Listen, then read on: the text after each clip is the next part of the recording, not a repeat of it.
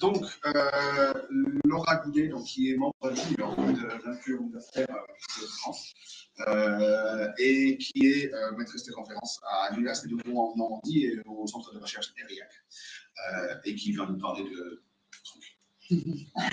Merci beaucoup à Adam pour cette invitation. Merci beaucoup d'être présent aujourd'hui pour cette communication qui concerne en fait une étude de terrain menée sur Discord il y a quelques temps. Voilà. Donc Discord, un outil de communication. Céline nous a parlé de Slack. Mais en fait, Discord est pareil, un chat asynchrone avec un réseau de communication audio et vidéo possible, en VoIP comme on dit, qui existe depuis une dizaine d'années, depuis 5 ans à peu près, est rendu plus ou moins démocratique et est utilisé également dans des contextes professionnels. C'est ça qui m'intéressait dans Discord. Discord étant un logiciel aussi ouvert que l'on peut utiliser pour des salons divers non pro. Ce qui est très intéressant, en fait, c'est le fait de voir cet outil-là, non pro, utilisé par des professionnels. Des professionnels qui ont déjà une étiquette de la communication en ligne sur des chats asynchrones, type Don't Say Hello, qui est un site auquel on renvoie souvent. Donc, on vous demande de ne pas faire des communications qui commencent par « Hi », et ensuite, ou bonjour, ou tout ce que vous voulez, mais de mettre bonjour et ensuite, à la suite directement, le message que vous voulez faire passer. C'est-à-dire qu'on n'envoie pas un message avec juste un fatigue, parce que ce n'est pas très intéressant, entre guillemets. Discord sert aussi, et là il y a des études récentes de Heinrich et Carvalho, à la création pour des jeunes chercheurs, enfin pour des jeunes, pardon, d'une identité professionnelle. Heinrich et Carvalho, leur corpus, c'était des jeunes vétérinaires qui finissaient leurs études et commençaient leur vie active. Et là, ils apprenaient un peu les codes de la communication entre confrères dans cet univers-ci. Et en fait, la question, c'était celle aussi justement de la communication relâchée ou pas relâchée, du milieu professionnel qui se veut un petit peu plus informel. Maintenant, sur le choix du mot truc, alors, bien sûr, je travaille là sur un hyperonyme, mais j'ai été très surprise parce que dans d'autres milieux associatifs, dans des milieux artisanaux auxquels j'ai la chance d'appartenir, je n'ai pas du tout trouvé les mêmes résultats que ceux que je vais vous montrer maintenant sur ma communauté qui est en fait une communauté de créateurs de jeux vidéo. Ce n'est pas une communauté de créateurs de jeux vidéo d'ailleurs. Ce sur quoi j'ai travaillé, c'est un studio de jeux vidéo de jeux dits sérieux, c'est-à-dire des jeux vendus en entreprise ou présentés en entreprise. Et ce qui est bien, c'est que ce sujet très linguiste touche aussi mes recherches sur les game studies.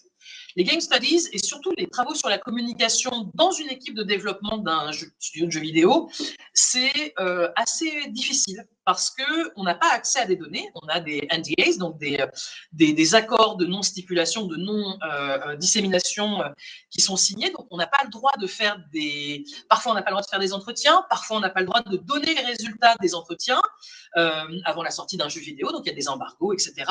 Il y a aussi un grand flou parce que énormément de professionnels, ce qui est bien avec le jeu vidéo, c'est qu'on a de la communication, donc des gens en marketing, des gens en game design, donc des développeurs, etc., des programmeurs, des gens qui sont sur la réalité matérielle du terrain, du code, etc., des gens qui sont plutôt dans des aspects artistiques, les animateurs 3D, les narrative designers, donc des gens qui sont plutôt littéraires, entre guillemets, et donc on a une hétérogénéité d'une population dans un studio de jeux vidéo, et surtout des gros studios ont forcément des départements séparés, donc les gens ne se parlent pas forcément. Et par exemple, d'autres études qui existent sur ces questions-ci sont des questions sur les retours que l'on fait, par exemple, au chara-design, donc au design des personnages, des modes de communication un peu techniques aussi. Ça aussi, il y a des articles qui sont déjà sortis sur cette question-ci. Mais le travail que j'avais entrepris tout d'abord avec Hélène Cellier, donc qui appartient au Silk Crew, hein, qui est le studio sur lequel j'ai travaillé, porte vraiment sur l'incertitude dans le domaine de la création. Hélène, elle est spécialiste de ce qu'on appelle recherche-création, c'est-à-dire qu'elle travaille vraiment sur l'aspect, elle donnait des cours avec ses étudiants, elle a fait d'autres choses. Moi, je travaille beaucoup plus sur la réalité, entre guillemets, du mot, de pourquoi est-ce que le studio utilise les termes qu'ils utilisent pour se parler. Donc, The Seed Crew, c'est un studio, donc là, on a une petite photo tirée de leur site web. C'est un studio assez restreint. Ce n'est pas du jeu indépendant, mais c'est voilà. C'est du jeu relativement indépendant. Disons, c'est pas un gros studio comme Ubisoft qui sortirait des jeux qu'on appelle AAA, c'est-à-dire avec des millions comme budget. Il y a une dizaine de personnes qui travaillent tout le temps dans le studio. Comme vous le voyez, ce sont des gens plutôt jeunes, entre 30 et 40 ans. Et qui utilisent donc Discord comme moyen privilégié de communication, puisqu'ils ont des bureaux, mais certaines des personnes qui travaillent au site pro travaillent également à distance. Le studio est basé à Toulouse, mais certaines personnes sont un peu plus loin, etc., et donc se réunissent ponctuellement, et ils m'ont donné accès à leur salon Discord. Donc, j'ai pu faire des relevés desquels je vais vous parler dans quelques minutes après vous avoir présenté le mot truc. L'idée, c'était celle de travailler sur un hyperonyme difficile à cerner, c'est-à-dire il est incomplet notionnellement, hein, et l'idée intéressante ici, c'était qu'est-ce qu'on fait, comment est-ce qu'on condense l'information, comment est-ce qu'on catégorise ce qu'il y a dans un mot extrêmement large comme ça. Je suis désolée que ma petite illustration cache un peu la fin de ma phrase. Et donc, truc est en rivalité avec machin, chose, bidule, bidule chouette.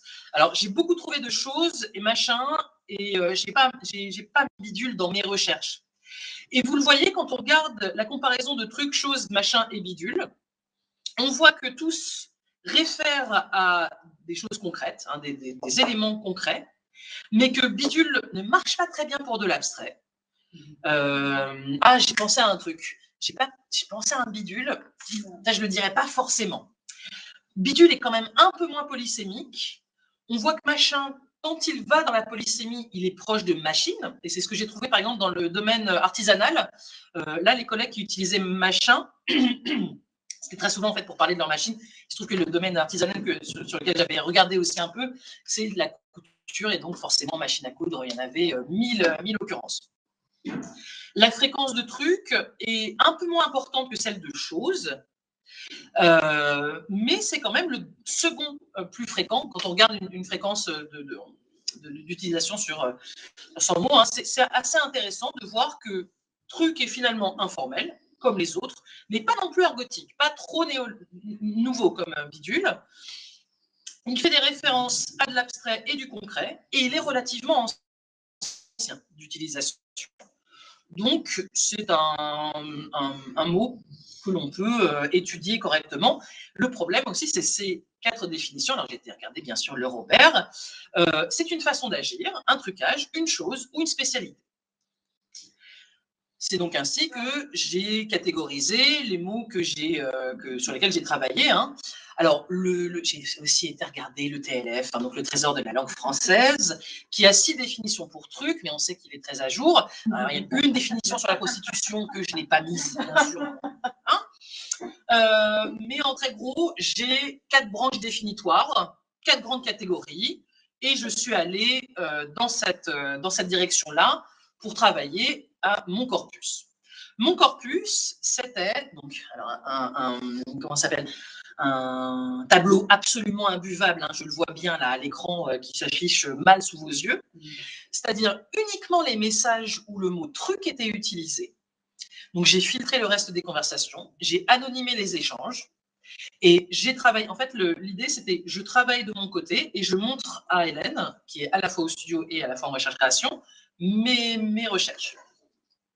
On a près de 2 ans de discussion, hein, de décembre 2019 à mars 2022, et j'ai sélectionné le token truc, dont j'ai trouvé 279 occurrences, plus que chose, plus que machin, et bidule, évidemment, bon, il y a un abax de bidule. Et la grande question qu'on avait avec Hélène, c'est si moi, en tant que béotienne, alors je ne peux pas dire que je n'ai pas développé de petits jeux vidéo toute seule, mais je ne fais pas partie d'un studio de développement, quoi. Si moi, en tant que béotienne, je n'ai pas de contexte, parce qu'en plus, je n'ai pas le reste de la conversation, est-ce que je peux quand même inférer le sens de truc? Et donc, est-ce que cet hyperonyme est quand même facile à comprendre ou pas?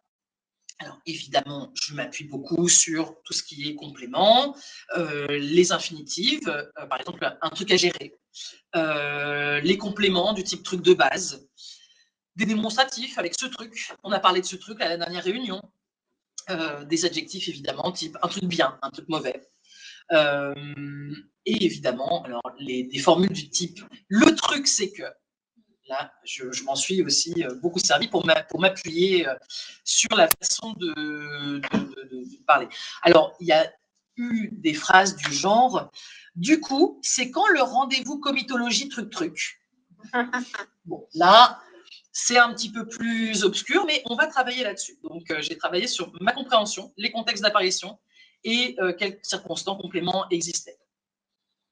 D'abord, un premier bilan sur la catégorisation. Alors, encore une fois, je m'excuse pour l'illisibilité de la chose, mais j'ai pris les grandes catégories et je vous les ai marquées sur le côté. Ça, c'est moi qui ai fait cette architecture en voyant vaguement les contextes dans chaque message. On a 4 grandes branches qui sont Game Productions, tous les événements, puisqu'on a des gens dans le marketing, donc il y a aussi des rendez-vous de jeunes entrepreneurs, etc.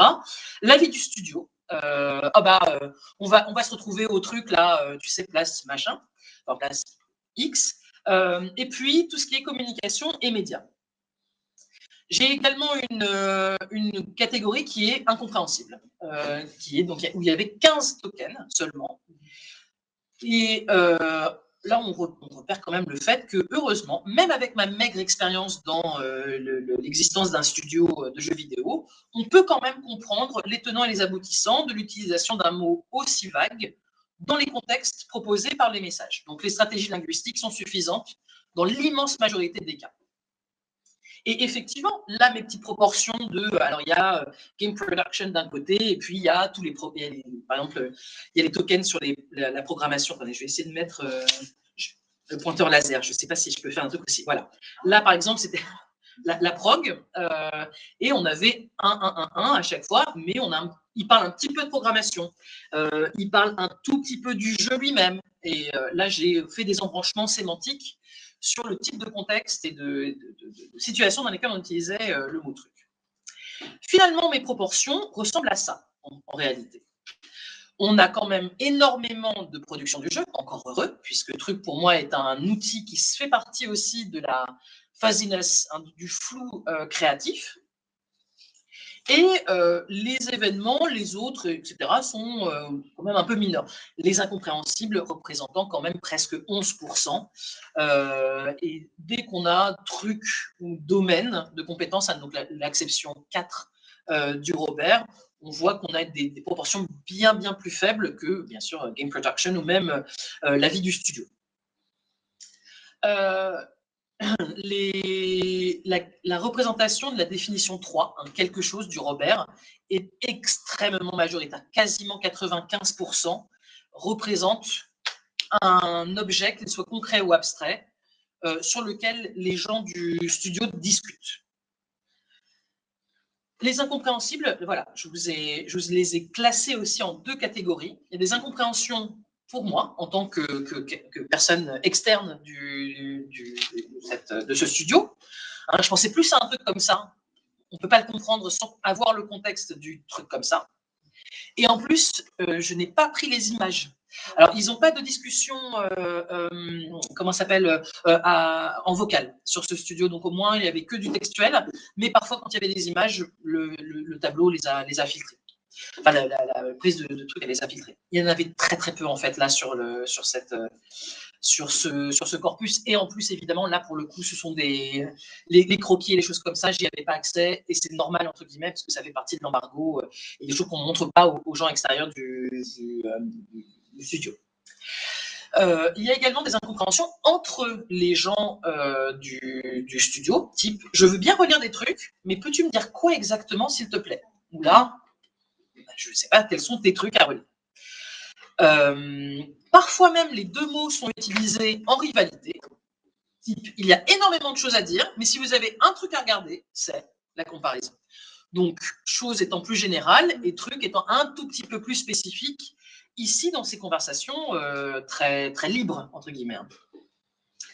La facilité en réalité de compréhension, les 95%, c'est grâce aux propositions restrictives, aux relatives restrictives du type un truc qui. Ou alors même des formulations du type je n'ai pas de truc à horaire. Où là, on comprend vaguement ce qu'on veut essayer de dire. J'ai aussi regardé un petit peu les questions d'architecture, l'architecture de leur groupe de discussion, puisque Discord est séparé en petits sous-groupes de discussion, et je ne savais pas qu'il y avait ça, les débats de trucs. Donc, ils ont un petit sous-Discord, débat de trucs. Les ressemblances entre mes catégorisations linguistiques et les salons Discord sont en fait aussi assez cohérentes. Et là, ce n'est qu'une capture d'écran parcellaire de tous les salons qu'il y a sur ce Discord.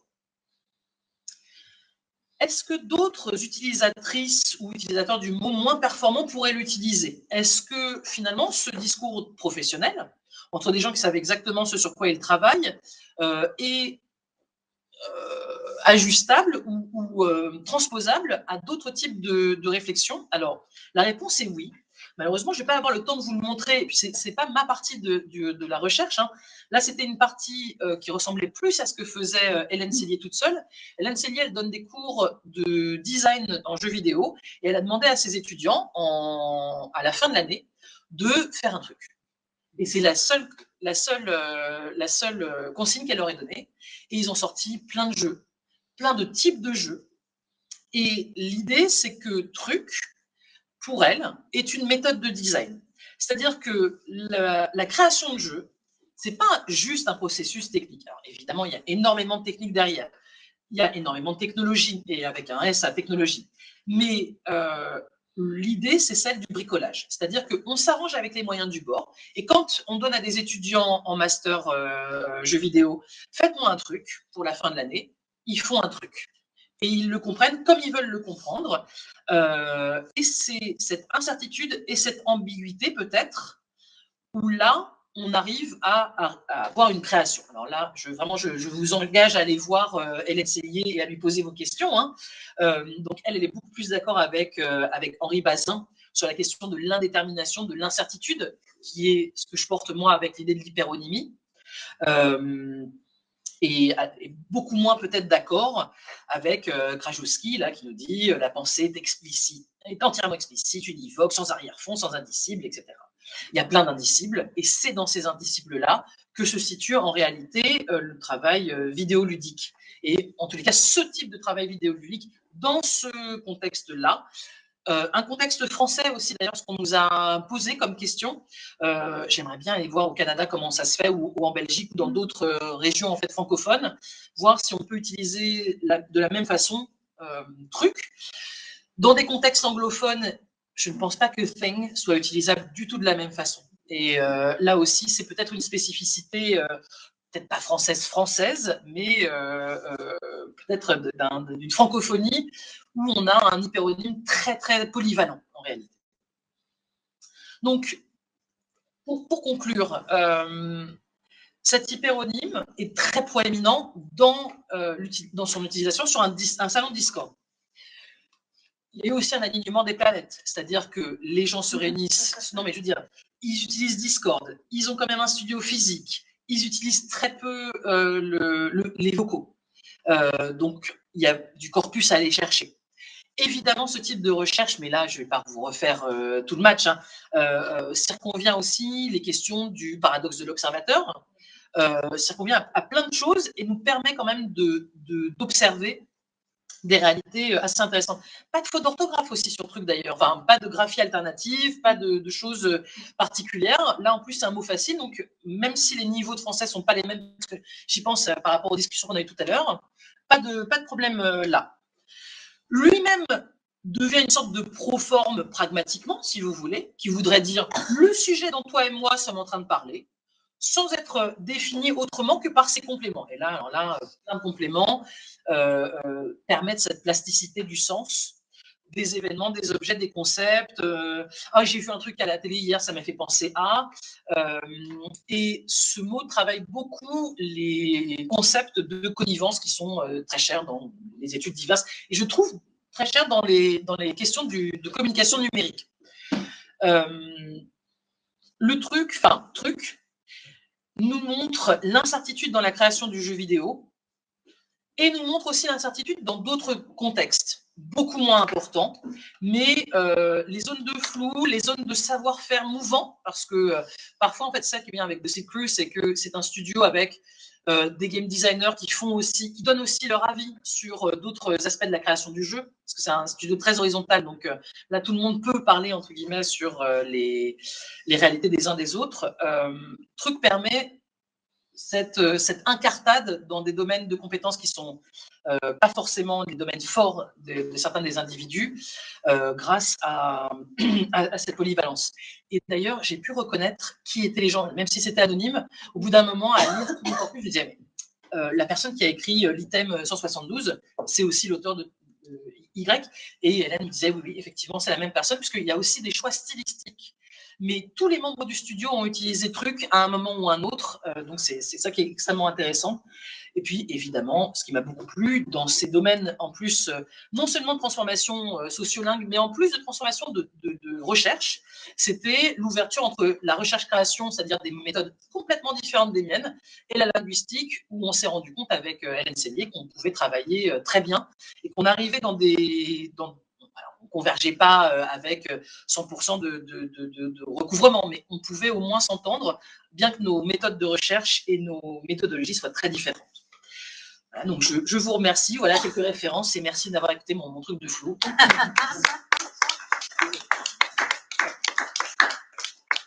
Merci beaucoup, Laura. Je ne savais pas que j'allais apprendre que Truc, c'est la monde spécialiste.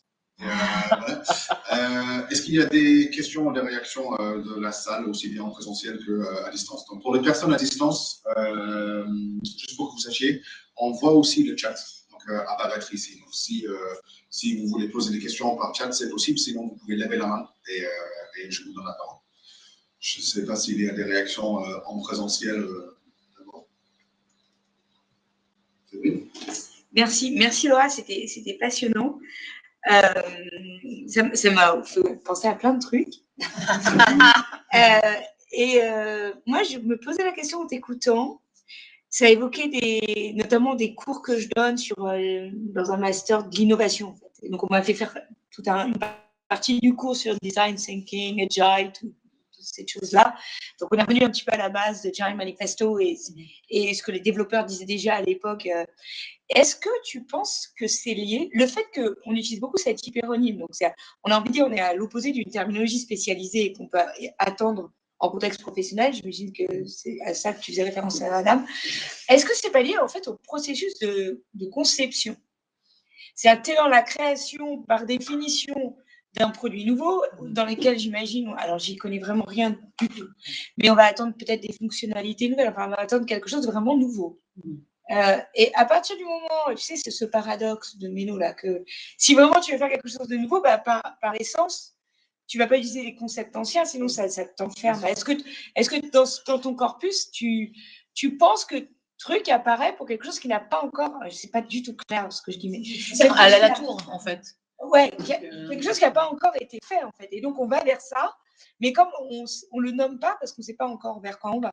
Mais on ne veut pas se mettre un carcan en utilisant une terminologie ou des références qui encadrent. Je ne sais pas, hein, c'est une hypothèse que je pose. Certaines des utilisations, c'est clairement ça, effectivement.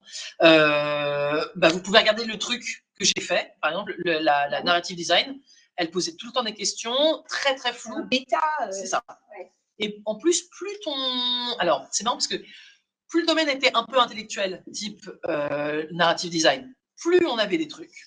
Mais les programmeurs aussi avaient j'ai fait des packages, donc vous pouvez télécharger mon truc. Et là, tu avais un truc un peu concret avec un zip, un document qui accompagnait, qui était. Mais là aussi, ça dépend des.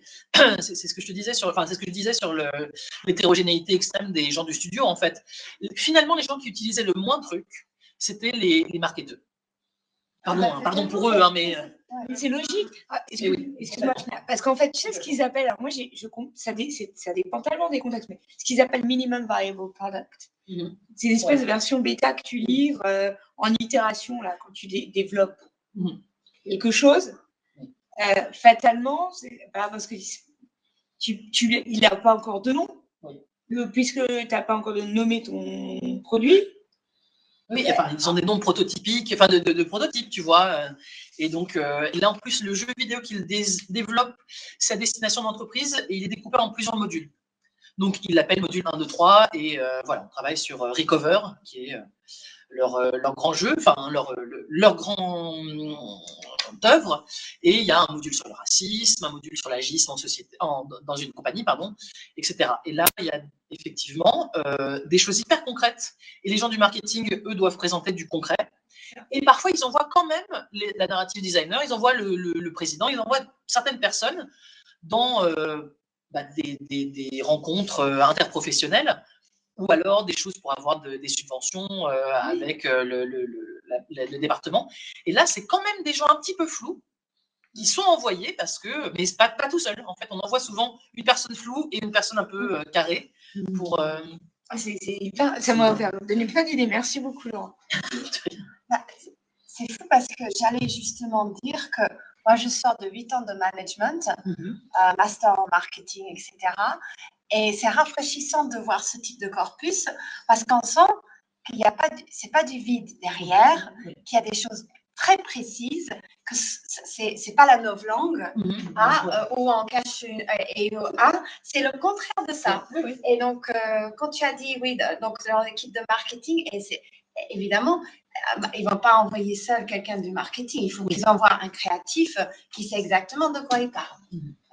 Donc, c'est une belle comparaison et c'est rafraîchissant de voir ce type de corpus avec des gens qui travaillent réellement. Pardon, donc c'est pas vraiment une question.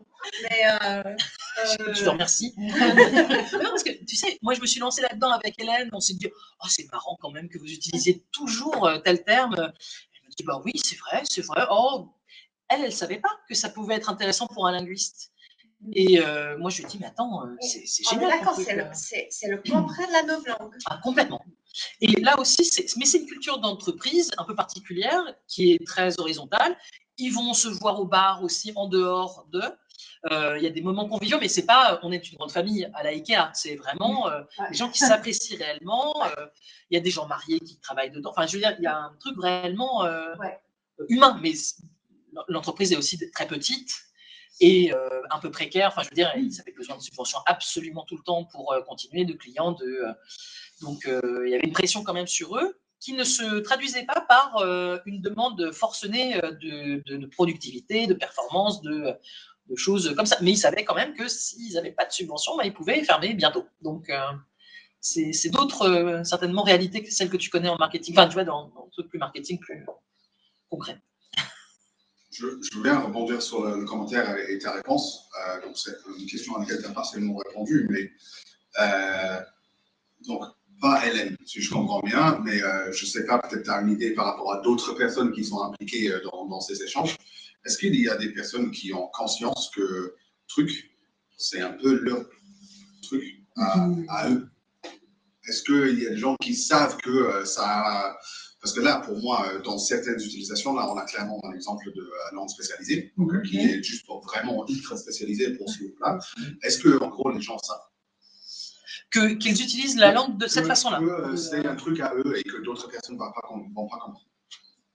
Je ne pense pas que les gens du studio soient très très conscients de ça, effectivement. Et c'est, alors je suis désolée de la outer comme ça, mais en fait c'est Hélène qui a tendance à utiliser truc 150 fois dans les phrases. Elle dit attends tu peux pas dire truc. Mais dit mais si, tu vois ce que ça veut dire. Enfin, bref, il y a des gens qui ont un style très très particulier.